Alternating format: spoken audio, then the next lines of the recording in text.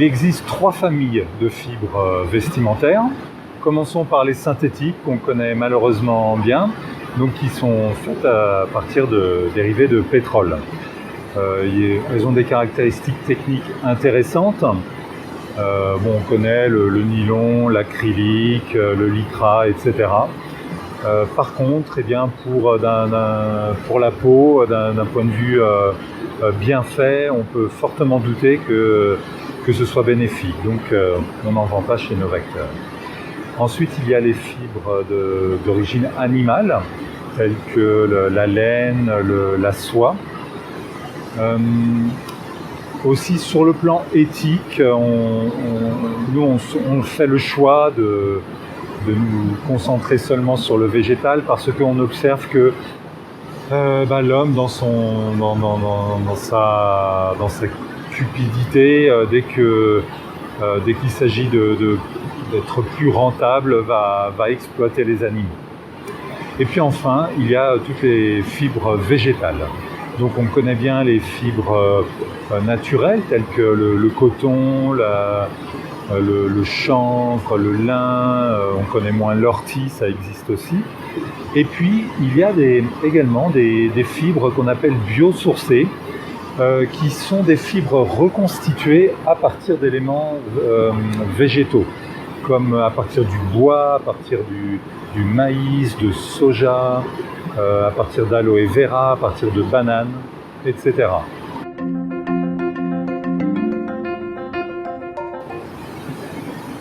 On connaît bien naturellement le coton, qui est doux, souple, confortable, et qui a surtout l'intérêt de pouvoir être facilement imprimé et puis de coûter peu cher, qui est très bon marché.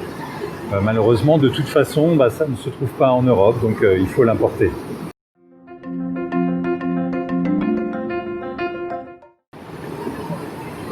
Le chanvre a la réputation d'être inusable. Les premiers jeans étaient faits en chanvre, et puis nous avons une bonne tradition en France de cette fibre.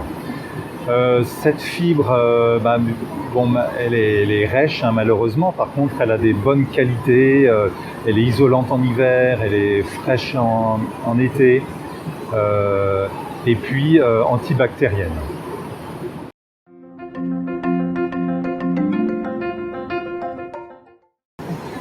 C'est la fibre noble par essence, une grande spécialité française, puisque 80% du lin qui est produit dans le monde vient de France. Une fibre qui a beaucoup d'intérêt, qui est aussi assez rêche, mais par contre pour les peaux sensibles, qui convient très bien, elle est peu irritante. Et puis en été, surtout, elle est légère, fraîche. Et chose peu connue, elle a des caractéristiques anti-UV. Par contre, elle coûte cher à produire. Et puis, elle est, comme le chanvre, assez rêche quand elle est utilisée toute seule.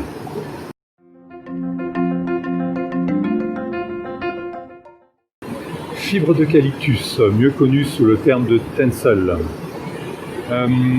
Ses caractéristiques est déjà d'être résistant et de bien absorber l'humidité. Donc c'était un tissu très hygiénique qui empêche le développement des bactéries, qui convient bien à des sports assez légers pour ses capacités de respirante.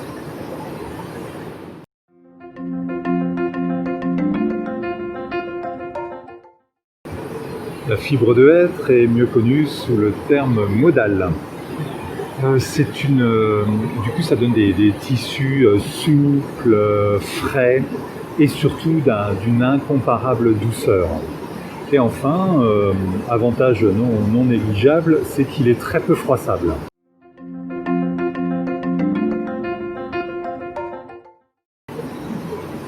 Eh bien, nous voyons que même rien que dans les fibres végétales, nous avons une bonne panoplie de possibilités.